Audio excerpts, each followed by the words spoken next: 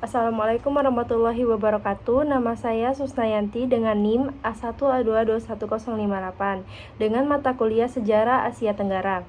Di sini saya akan menjelaskan perkembangan negara Asia Tenggara dari tradisional hingga modern. Baiklah, di sini saya akan menjelaskan perkembangan tradisional di Kamboja dalam bidang politik, ekonomi, dan budaya. Kamboja adalah sebuah negara yang terletak di kawasan Asia Tenggara.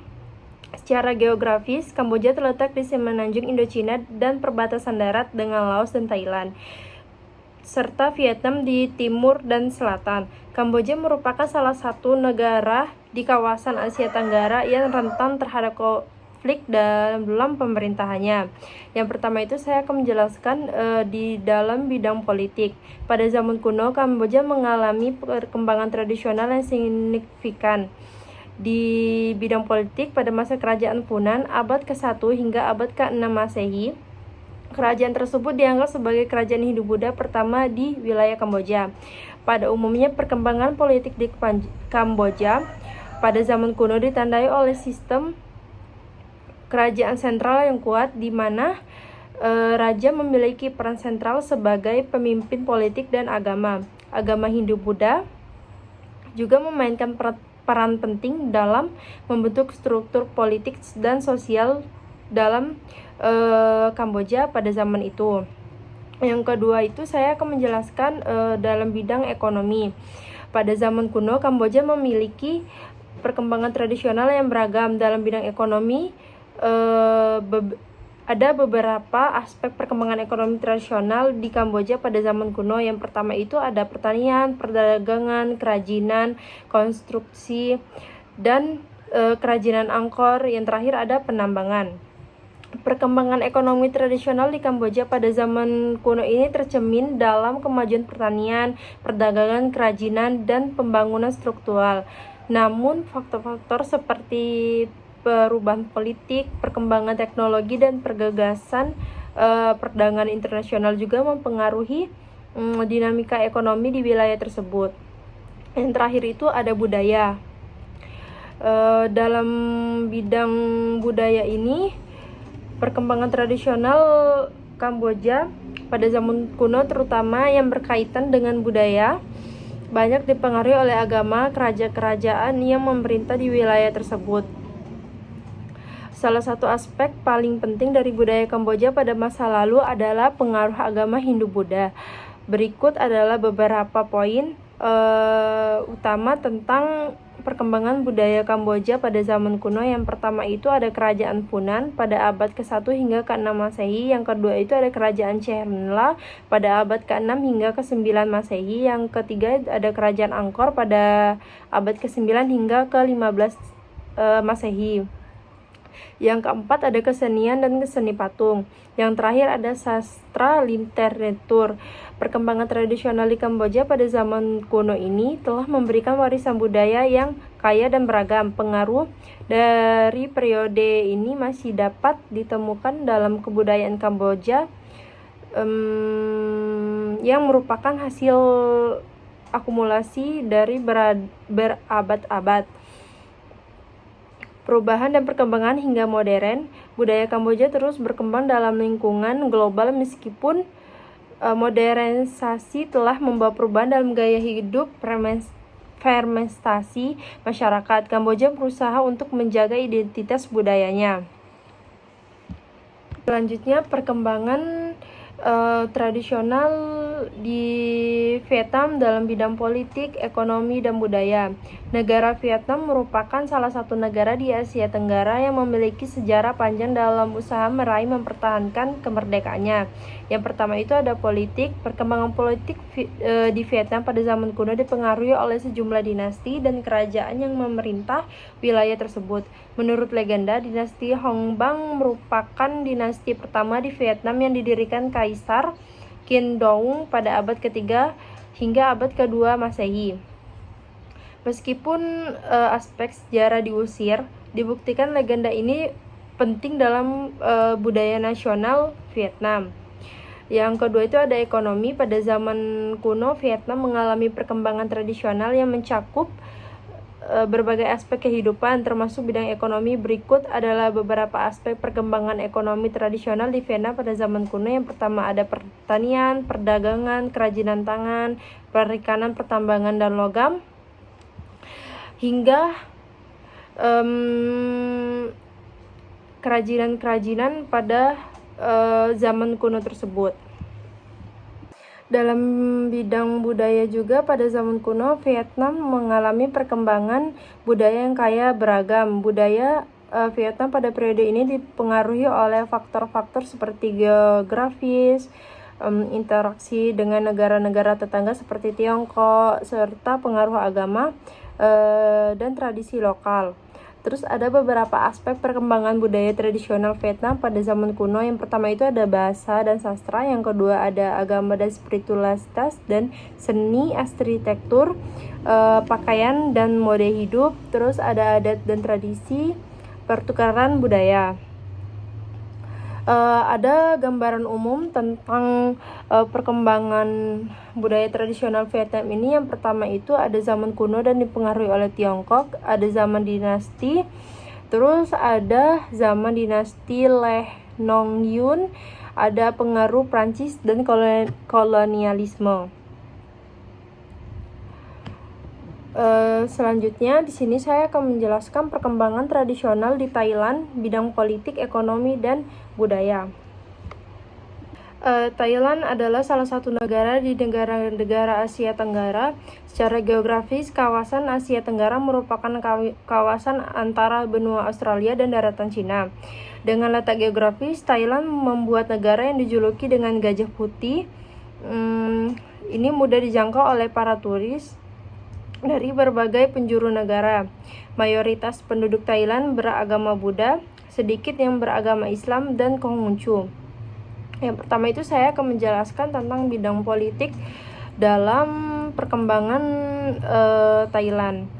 Perkembangan politik Thailand telah mengalami banyak perubahan seperti berabad-abad, termasuk perubahan dalam sistem pemerintahan, stabilitas politik, dan peran militer dalam pemerintahan. Pada awalnya Thailand dulu dikenal sebagai Siam, terdiri dari berbagai kerajaan kecil. Pada abad ke-13, kerajaan Thai yang paling penting adalah kerajaan Sukhothai dan kerajaan Ayutthaya. Thailand terus mengalami perubahan signifikan pada tahun 1932 ketika sebuah kudeta damai yang dikenali oleh Revolution of 1932 menggulingkan monarki absolut dan mendirikan konstitusi pertama. Yang kedua itu ada ekonomi. Thailand dikenal sebagai ekonomi yang berorientasi ekspor, terutama dalam sektor pertanian dan industri manufaktur. Industri pariwisata juga merupakan kontributor penting terhadap ekonomi. Pada abad ke-19, Thailand merupakan negara yang dikenal sebagai Siam, yakni masyarakat agraris dan mayoritas penduduk bekerja di sektor pertanian, terutama beras, karet, dan produk-produk pertanian lainnya. Terus di sini ada bidang budaya. Perkembangan budaya tradisional Thailand telah mengalami transportasi yang kaya dan beragam dari masa ke masa, dengan akar yang dalam sejarah, agama, tradisi etis, dan budaya Thailand, mencerminkan pengaruh India, Tiongkok, dan negara-negara tetangga lainnya. Pada abad ke-7 sampai dengan ke-13, di mana pada abad dipengaruhi oleh Khmer dan Mon. Kerajaan-kerajaan seperti kerajaan Devapati dan kerajaan Khmer memiliki pengaruh kuat terhadap budaya dan Thailand. Budaya Thailand kaya tradisi dan warisan budaya yang unik, serta tarian-tarian tradisional, arsitektur, dan festival-festivalnya. Thailand terus menjadi bagian integral dan kehidupan masyarakat. Pemerintah Thailand berusaha mempromosikan dan melestarikan budaya tradisional sambil menghadapi pengaruh budaya global. Selanjutnya di sini saya akan menjelaskan perkembangan tradisional di Burma. Burma memiliki sejarah kerajaan yang kuat dan maju sejak zaman kuno. Salah satunya kerajaan yang dikenal Burma adalah kerajaan Pagan pada abad ke-9 hingga ke-13. yang terkenal dengan arsitektur candi yang indah dan penyebaran agama Buddha. Burma adalah tempat yang secara geografis terpencil dan terisolasi di Indonesia. Mengingat daerah ini cukup terpencil, maka ia tidak menjadi kawasan yang penting sebagai tempat strategis untuk perdagangan. Munculnya kekuatan militer dalam sistem politik Myanmar menggeser pelaksanaan sistem demokrasi parlementer yang telah diterapkan Myanmar. Selanjutnya, perkembangan tradisional di Laos. Laos merupakan negara yang dikelilingi oleh daratan dan sama sekali tidak memiliki akses laut. Kasus negara seperti ini biasanya disebut dengan negara lockdown. Kebanyakan dari negara-negara penyandang negara lockdown merupakan negara yang perkembangan dan mengalami ekonomi yang sangat sulit. Hal ini pula terjadi pada masa Laos sehingga negara berkembangan di mana negara ini menjadi salah satu negara yang dikelilingi daratan di Asia Tenggara. Laos merupakan suatu negara Indochina yang mana terkurung daratan dan dengan dikelilingi oleh 5 negara seperti Cina, Vietnam, Burma, Thailand, dan Kamboja. Awalnya struktur politik tradisional di negara Laos mengikuti politik orang-orang Thai seperti Thailand, Laos, San, dan lain-lainnya menguang kemudian bersatu pada distrik yang besar dan membentuk benang kerajaan dengan basis Hindu-Buddha. Baiklah, di sini saya akan menjelaskan perkembangan Thailand pada masa modernisasi sampai masa sekarang. Pada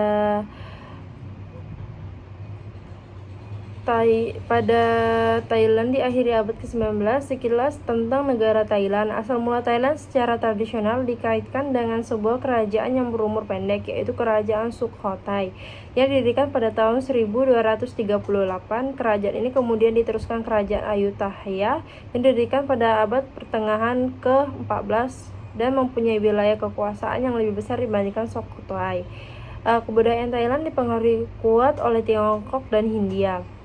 Hubungan dengan beberapa negara besar Eropa pada abad ke-16, meski mengalami tekanan yang kuat, Thailand tetap bertahan sebagai satu-satunya negara Asia Tenggara yang tidak pernah dijajah oleh negara Eropa. Namun demikian, pengaruh Barat termasuk ancaman kekerasan mengakibatkan berbagai perubahan pada abad ke-19 dan memberikannya banyak kelonggaran dan pedagang-pedagang Burma.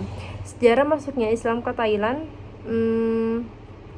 Muslim di Thailand sekitar 15% dibandingkan penganut Buddha sekitar 80%. Mayoritas Muslim tinggal di selatan Thailand, sekitar 1,5 juta jiwa atau 80% dari total penduduk, khususnya Patani, Yala, dan Nawarwiyat. 3 provinsi sangat mewarnai dinamika Thailand Selatan. Thailand Selatan terdiri dari 5 provinsi. Yang pertama ada Patania, Yala, Yarawiyat, Satun, dan Songkhla dengan penduduk total 6.326.